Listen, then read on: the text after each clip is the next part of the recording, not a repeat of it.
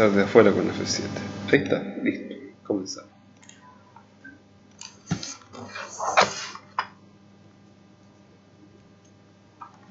Bien, este es un artículo, ¿verdad?, que se llama Estrés y depresión, una mirada desde la clínica y a la neurobiología. Bueno, en este artículo hay varias cosas importantes. Primero, esta relación entre estrés y depresión ya parte interesante, ¿verdad? Después, fíjense, es importante ir poniendo acentos en ciertas cosas, por ejemplo, el concepto de estrés, qué sé yo, bla, bla, bla, bla, que en realidad surge de funciones musculares, ya está. Bueno, después, ¿de qué se trata esto de la depresión? Caracteriza por desánimo, qué sé yo, eso es importante que lo miren. Particularmente sería interesante que se fueran aquí al DSM-4 y al CIE-10 para mirar un poco los conceptos de depresión. Ya, háganse una pequeña tablita resumen sobre esto. Después, esta tabla es súper importante. Tipos de estímulos estresantes. O sea, ¿cómo logro yo obtener para un sujeto estímulos estresantes que puedan gatillar el eje del estrés? Físico, químico, ambientales, cognitivos, sociales, qué sé yo. Después, fíjense, un poco se mete el paper en estudios que intentan definir el funcionamiento del eje del estrés. Entonces dice, para el psiquiatra clínico, la repercusión del estrés psicológico sobre los neurotransmisores, los neopéptidos y las hormonas resulta particularmente importante para la comprensión de la predicción de diversas patologías mentales. Y aquí comienza a hablar de las hormonas que están asociadas al eje del estrés, entre ellas, por supuesto, el cortisol. Y menciona después la dihidrotestosterona, porque esta hormona también se produce en la corteza adrenal. ¿Ya? Entonces, pero la hormona clásica, obviamente, en todo este proceso del cortisol, participa en cambios energéticos, por eso habla de movilización de grasa, qué sé yo, en el sistema inmunitario, inhibe el sistema inmunitario, ¿verdad? Pero por otra parte, el cortisol produce, y aquí observen esto, afecta los mecanismos de regulación involucrados en estructuras como campo, proceso de memoria, amígdala, respuesta emocional y corteza prefrontal. Ya está. Otro elemento interesante, digamos, es decir que el cortisol, o sea, los glucocorticoides se llaman glucocorticoides porque el cortisol lo que hace es aumentar la glicemia, ¿verdad? Porque es una manera que tiene el sistema cuando estás estresado para mejorar la disponibilidad de glucosa en la sangre. Entonces, estos glucocorticoides, ¿verdad?, se encuentran relacionados con el factor liberador de corticotropina, CRF, nosotros lo hemos visto también como CRH, Corticotropin Releasing Hormone. Entonces, esta CRH, a su vez, ¿verdad?, hace que la adenohipófisis fabrique hormona adrenocorticotropa, y la hormona adrenocorticotropa, ¿verdad?, libera cortisol y también libera dihidrotestosterona en la glándula adrenal. Bueno, por otra parte, fíjense, hay un segundo eje de activación, la activación del locus cerúleo. El locus cerúleo, ¿verdad?, que está ubicado en el tronco del encéfalo, libera noradrenalina. Entonces, esta noradrenalina genera una respuesta rápida e inmediata a nivel cardiovascular al actuar sobre los receptores beta. ¿Dónde hay receptores beta? Bueno, en el sistema vascular periférico. También hay receptores beta en el corazón. Entonces, el corazón hace inotropismo positivo, y también hace contracción de las arteriolas, ¿verdad? Entonces, este es un sistema más o menos de emergencia rápido y el cortisol es un sistema un poco más lento a largo plazo. Entonces, un estresor agudo, dice, activará el locus cerúleo, bla, bla, bla. Okay.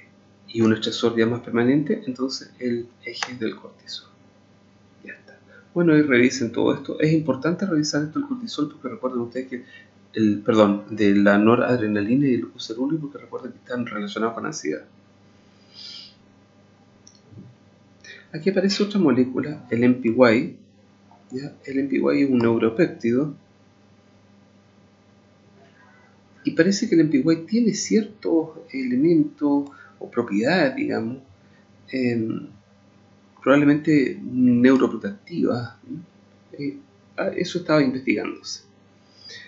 Ya la galanina, en realidad por ahora no me importa tanto.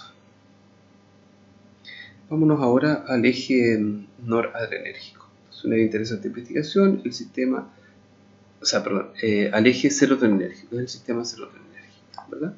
Y en este sistema, el modelo de ratas manipuladas genéticamente supone una asociación entre ausencia del receptor de serotonina, 5-HT1A, y un aumento en las conductas de tipo ansioso. O sea que a pesar de que aquí estamos hablando de depresión, también aparecen los conceptos de ansiedad, porque resulta que estos conceptos neuropsiquiátricamente no son limpios, están mezclados entre sí. Ya está. Otra cosa interesante, ¿verdad? Es decir, que de alguna manera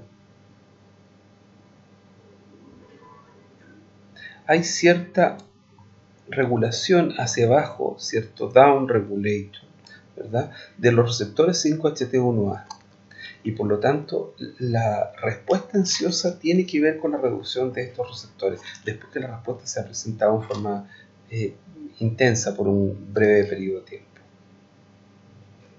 Otra cosa interesante que se ha demostrado es que de alguna forma, fíjense aquí mirando esto, un elemento destacable en los estudios de la respuesta al estrés dice relación con la diferencia por sexo. De hecho, en los estudios animales se observa una mayor respuesta de la ACTH y corticosterona, porque ustedes saben que las ratas no tienen cortisol, tienen fundamentalmente corticosterona, en las ratas hembras respecto a los machos ante una ante una situación de estrés agudo o crónico, lo que se ha atribuido efectos de estrógeno sobre el eje hipotálamo pituitario adrenal o pituitario, hipotálamo pituitario adrenal, dicen los gringos, ¿verdad? O sea que de alguna manera, fíjense, las hembras ya tienen una mayor respuesta a este eje que los machos. A su vez, los trastornos de ansiedad son más frecuentes, por tanto, probablemente en mujeres que hombres. Y las mujeres serían más sensibles a los efectos de algún trauma, como se ha observado en estudios sobre estrés postraumático. Estudios clínicos fundamentalmente, y estadísticos, creo yo. Por otra parte, fíjense, aquí hay una relación interesante que tienen que mirar sobre estrés mujeres versus hombres. Ya está. Luego, vámonos a este cuento, depresión, fisiopatología que orienta a terapéutica. Entonces aquí, bueno, hace una introducción a la fisiopatología de la depresión, ¿verdad? Cosas que son tremendamente importantes. Y luego se refiere a los mecanismos involucrados en la sinapsis, o sea, la típica sinapsis que nosotros ya conocemos, ¿verdad? Aquí está la presináptica, ¿verdad? Aquí está la postsináptica. Y fíjense ustedes aquí, ¿qué tenemos en ese pedacito? Ah, no lo marca. Aquí tenemos los transportadores de serotonina. Entonces, viene el precursor, en este caso el triptófano, ¿verdad? La triptófano hidroxilasa, que es la enzima, forma 5-HT, 5-hidroxitriptamina. Esa es envasada en las vesículas, libera el espacio sináptico y es recapturada rápidamente por los recapturadores de serotonina. Entonces aquí tenemos dos agentes farmacológicos importantes. Un agente farmacológico como los SSRI que actúan a nivel de recapturadores y otros agentes farmacológicos son inhibidores de la monoaminoxidasa, ¿verdad? Que evitan que la serotonina se transforme en ácido 5-hidroxiindolacético. Ya está. De esa manera entonces aumenta la serotonina en el espacio sináptico y entonces la neurona postsináptica tiene mejor respuesta. Perfecto. Aquí están los autorreceptores presinápticos como el 5-HT1A, cuya función es modular la producción de serotonina local en la presináptica. Ya está. O sea que ese esquema hay que verlo de todas maneras, aunque nosotros hablemos de depresión y la prueba sea solamente sobre depresión, tarde o temprano hay que hablar de este mecanismo, ¿verdad? Entonces, mira lo que dice aquí, la base bioquímica de la depresión remonta a periodos de hipótesis del 60, que postulaba que el estado depresivo obedecía un déficit funcional de aminas biógenas, serotonina, noradrenalina y dopamina. En cambio, la manía respondía a un aumento de la actividad de estas vías de neurotransmisión.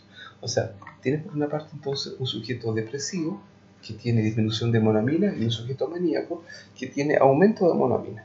Entonces, bueno, en la hipomanía está ocurriendo y el bipolar disorder también, digamos, unos procesos cambiantes de los cuales hay bastante discusión hoy día. Estas hipótesis se han seguido corroborando en el futuro, digamos, y de hecho, de alguna forma, por ejemplo, la iproniazida, que fue una molécula, esto es una cosa histórica, utilizada antiguamente para enfermedades respiratorias, ¿verdad? Resulta que se ligaba a la monoaminoxidasa. Entonces, de esa manera hizo aumentar en forma muy potente las aminas biógenas, mejorando los sujetos de trastornos como distimia o faltas de ánimo. Listo, y de ahí empieza todo el cuento sobre los IMAO y luego posteriormente el desarrollo de los SSRI. Ya no sé qué, todo esto tiene que ver, qué es la tirosina hidroxilasa, igual hay que mirarlo, el triptófano como un aminoácido precursor de 5-hidroxitriptamina, ¿verdad? Después aquí abajo hay otra cosa interesante, los progresos de la biología molecular, ¿verdad? En la interacción de la neurotransmisión con receptor posináptico y una cosa que se llama la vía del AMP cíclico, como un segundo mensajero.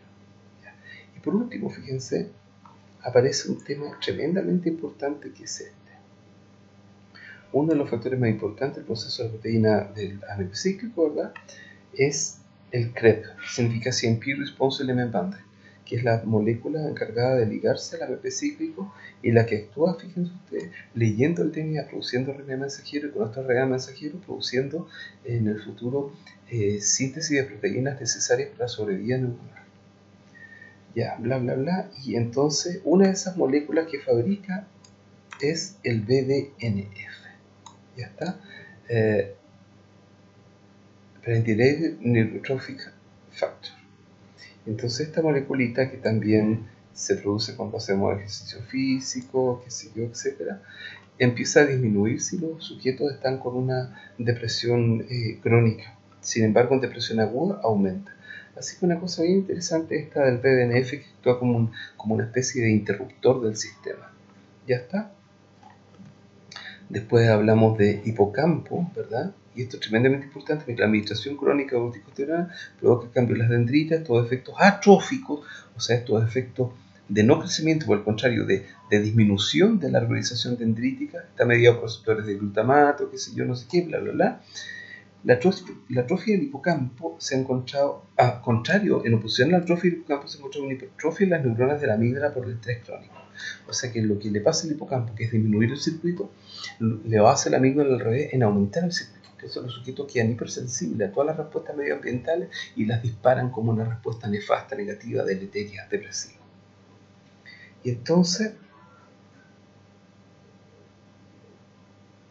mira qué raro esto es, lo que podría traducirse en un incremento del aprendizaje y la memoria como resultado de la alerta emocional inducido por el estrés, y esto a su vez tiene algún papel en la fisiología de los trastornos ansiosos, por estrés en la depresión, y en la depresión al alterarse el proceso de la respuesta normal de la respuesta emocional, del procesamiento emocional. Claro, pero esto solamente cuando están ocurriendo así en emergencia.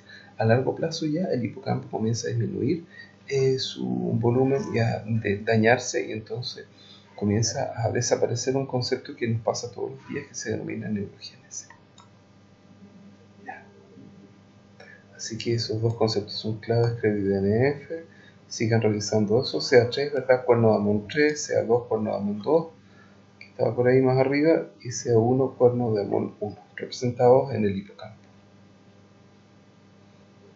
Y otra cosa interesante, al final, como conclusión, digamos, ¿verdad?, el psiquiatra clínico, los médicos deben estar familiarizados con el lenguaje de las neurociencias.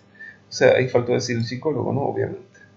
Después, las terapias biológicas, bastante menos empíricas, más específicas y selectivas, orientadas al mayor control del cuadro clínico, entre ellos, ¿verdad?, por supuesto, los antidepresivos, los nuevos fármacos de diseño elaborado a partir del conocimiento de receptores y secuencia de eventos, bla, bla, bla.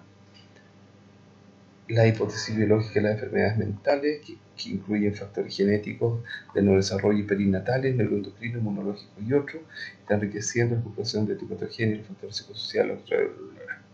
Eso es importante.